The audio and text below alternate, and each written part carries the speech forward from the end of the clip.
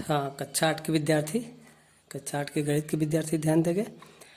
इसके पहले जो है हम ये पढ़ाए थे कि परिमेय संख्याओं के निरपेक्ष मान कैसे ज्ञात करते हैं। तो इसमें ये बताया गया था परिमेय संख्याओं का निरपेक्ष मान जो है, चाहे वो धन हो चाहे ऋण परिमेय संख्या हो, दोनों का निरपेक्ष मान जो है हमेशा धन संख्या आती है। और आज हम वर्णन करेंगे कि दो पूर्णांकों के मध्य पूर्णांकों की संख्या, जैसे हमारा 3 और 8 के मध्य पूर्णांकों की संख्या, तो 3 और 8 के बीच कौन कौन हमारा पूर्णांक होगा। तो 3 और 8 के मध्य हमारा जो पूर्णांक संख्या है 3 के बाद जो है 4, 5, 6, 7, यही जो है चार संख्या है हमारा 3 और 8 के मध्य जो है पूर्णांक है। 4, 5, 6, 7, ये हमारा चार्ट है। अब जैसे ऋण 3 और 3 के मध्य पूर्णांक संख्या ज्ञात करते हैं, तो ऋण 3 हो गया, ये 3 हो गया। इनके मध्य जो हमारा कौन कौन आएगा, ऋण 3 के बाद जो है ऋण 2 होगा, ऋण 2 के बाद ऋण 1, फिर 0, फिर 1, 2, ये बढ़ता हुआ क्रम। यानी ऋण 3 सबसे छोटा है, 3 जो है सबसे बड़ा है।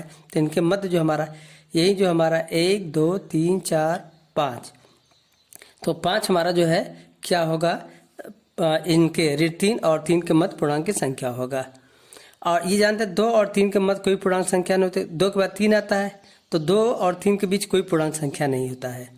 तो इसको हम इस तरह के परिभाषित कर सकते हैं, दो पूर्णांकों के बीच में पूर्णांकों की संख्या सीमित होती है।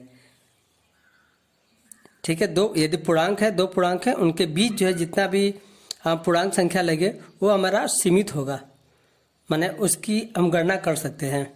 और दो क्रमागत पूर्णांकों के बीच कोई पूर्णांक नहीं होता है। ये दो क्रमागत पूर्णांक जैसे 2 और 3 के बीच कोई पूर्णांक नहीं होगा, 8 और 9 के बीच कोई नहीं होगा, 12 और 13 के बीच कोई नहीं होगा। ठीक है, 12 और 13 के बीच कोई जो पूर्णांक नहीं होता है।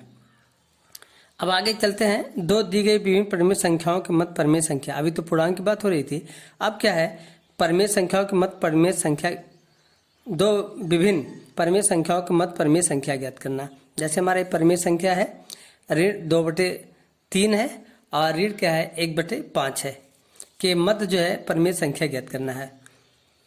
तो इसको हम क्या करते हैं ना कि जैसे इसका हर 3 है, इसका हर 5 है, तो दोनों का हर हम क्या कर लेते हैं, बराबर कर लेते हैं। तो दोनों का हर जो है जब बराबर होगा, तो इसमें बराबर तभी होगा जब इसमें 5 का गुणा कर दे, इसमें 3 का गुणा कर दे। तो जब देखें इसका हर जो बराबर करने के, इसमें जो है 5 का गुणा किया गया है। 5 का गुणा इसमें करेंगे तो ऊपर भी 5 का गुणा करना पड़ेगा। इसमें 3 का गुणा करेंगे तब 15 होगा, इसमें 5 का गुणा करेंगे तब 15 होगा। ठीक है, तो ये दोनों हर अब क्या होगा, बराबर होगा। तो 3 का गुणा किया गया नीचे, तो 3 का गुणा ऊपर भी करना पड़ेगा। तो इसमें 5 का गुणा किया गया है, इसमें 3 का गुणा किया गया है, तो 5 दूनी 10, ऋण 10 होगा, बटे 15 होगा, 5 3 15, ऋण 1 गुणे 3 ऋण 3 और बटे 5 3 15 होगा। तो ये ऋण 10/15 आ गया, ऋण 3/15 आ गया। तो ये देखिए हमारा जो है ये भी ऋण है, ये भी ऋण है। ये हमारा बड़ा है, ये छोटा है। ऋण संख्या में जो है यदि हर बराबर है तो जिसका अंश जो है छोटा होगा वो भिन्न बड़ी होती है। तो ये बड़ा है, ये छोटा है। तो अब देखते हैं, ये हमारा ऋण 10/15 और ऋण 3/15 है। तो इनके बीच हमारा और कौन सा परिमेय संख्या होगा, ऋण 10 से बड़ा हमारा, ये सबसे बड़ा है, तो इससे बड़ा ऋण 9/15 होगा। फिर इसके बाद ऋण 8/15 होगा, ऋण 7/15, ऋण 6/15, ऋण 5/15, ऋण 4/15 होगा। तो इनके मध्य जो है हमारा यही जो है परिमेय संख्या निकलेगा। ठीक है, अब इसको हम इस तरीके से लिख सकते हैं, इसको काट देंगे तो ऋण 2/3 हो गया, और ये वाले को जो है हमारा काट देंगे तो ये हमारा 3 × 3 = 15, ये ऋण 1/5 आएगा, ये हमारा होगा।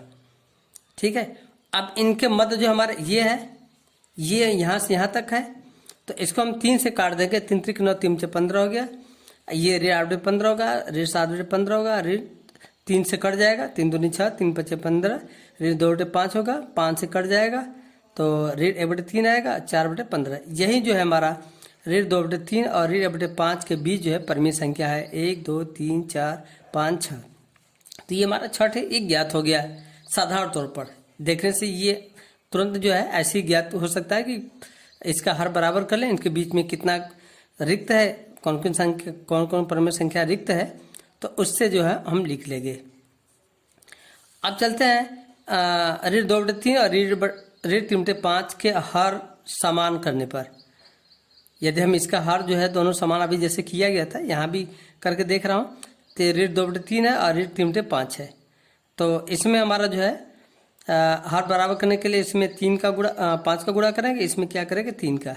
तो वही हमारा जो है ऊपर और नीचे जो है हमारा जो है इसमें 5 का गुणा किया गया, इसमें क्या किया 3 का गुणा। तो ऋण 10 होगा, 5 दूनी 10/15। इसको लिखेंगे ऋण 3/3 9/15 होगा।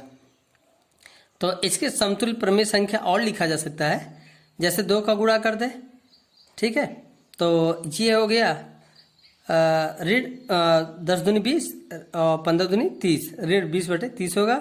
इसमें 2 का गुणा कर दे, ऋण 9 दूनी 18 और बटे क्या होगा 30 होगा, ठीक है। इसमें तो देखिए कि बीच में गैप नहीं मिल रहा है, ऋण 10/15 है, ऋण 9/15, लेकिन 2 का गुणा करें, ये दोनों बराबर, 2 का गुणा करें, 3 का गुणा करें, ऊपर नीचे 4 का गुणा करें, ये समतुल्य कराता है, यानी उसके बराबर कहलाता है। तो ऋण 20/30 और ऋण 18/30 है। तो अब देखिए इसके बीच में एक और आएगा, यदि 30 है, ये भी 30 है, तो ऋण 20 है, ऋण 18 है, इसका मतलब ऋण 19 एक और मिलेगा, ऋण 19/30 मिलेगा। तो इनके बीच जो है ये हमारा मिल जाएगा, ऋण 19/30 होगा, जो क्या होगा इससे बड़ा होगा और इससे क्या होगा छोटा होगा। तो इसके बीच एक हमारा और मिल जाएगा। ऐसे 3 का गुणा करेंगे तो उसके बीच में और कई ठे मिलेगा, जैसे 3 का गुणा कर देंगे तो हमारा कितना होगा, ऋण 30 बटे 15 45 होगा, ठीक है। और ये दूसरा है, यदि 3 का गुणा कर दे तो 9 त्रिक 27 और बटे 15 45 होगा। तो देखिए इसके बीच में हमारा 29 भी होगा, 28 भी, 2 ठे मिल जाएगा, ठीक है। ऐसे और गुणा करते जाएगा और मिलता जाएगा। तो चाहे जितना चाहे तो हम प्रमेय संख्या लिख सकते हैं इस तरीके से। और हम 4 का गुणा करें, 5 का गुणा करें, इसके बीच में बहुत सी प्रमेय संख्या लिखा जा सकता है। तो इसका मतलब हो गया कि 2 प्रमेय संख्याओं के बीच में असीमित रूप से अनेक प्रमेय संख्या प्राप्त कर सकते हैं, यानी असीमित रूप से बहुत से प्रमेय संख्या हम प्राप्त कर सकते हैं, चाहे जितना चाहे उतना हम जो है लिख सकते हैं। अब कैसे हम निकालेंगे ये हम जो है देख रहा हूँ, आगे जो है कैसे ज्ञात करेंगे।